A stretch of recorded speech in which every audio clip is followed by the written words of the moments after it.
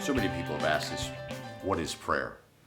The word prayer is found 673 times throughout the Bible, and it means to wish or to offer a request, comprising of a vow.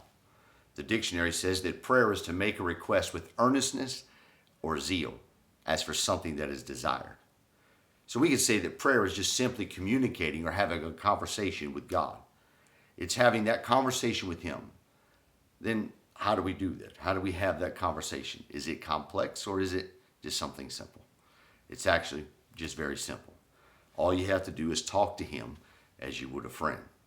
Matter of fact, the writer of Psalm in chapter 142 and verse 2 said, I pour out my complaints before Him, and I tell Him all of my troubles.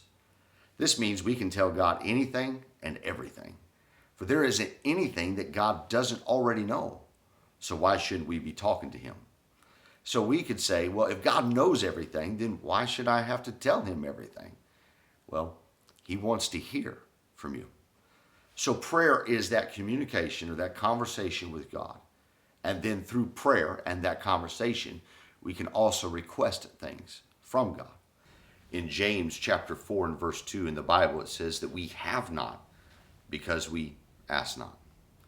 Further in the Bible, in 1 John chapter 5 and verse 14, it says, now this is the confidence that we have in Him, that if we ask anything according to His will, He hears us.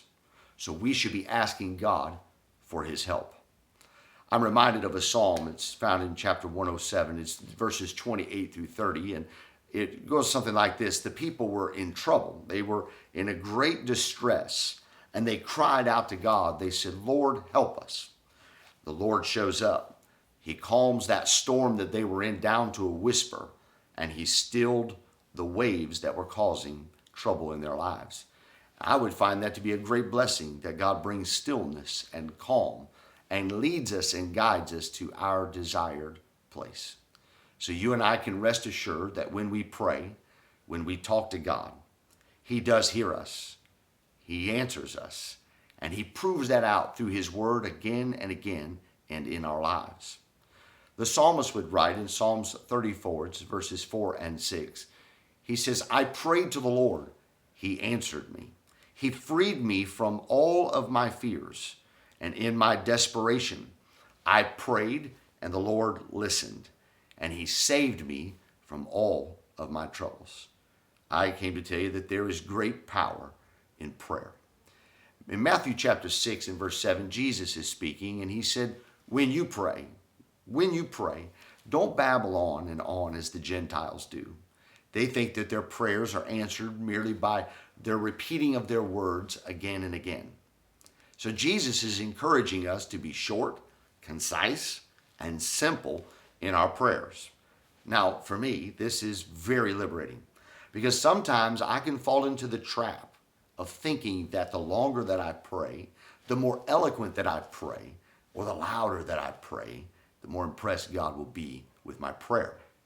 But in Ecclesiastes chapter 5, Solomon says that God is in heaven, that we are here on earth, and so our words should be few. So our prayers are not answered based on their length or their eloquence or the volume. Instead, we don't have to even focus on using certain words or phrases to get God to answer our prayers. There's no magic formula for prayer. Instead, all we have to do is just keep it simple. Pray a simple yet to the point prayer.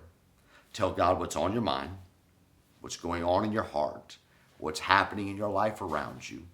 And then in that prayer, make your request known to Him. Be honest, be open, and God will honor that. He will hear you, He will listen, and He will answer. There is great power in prayer.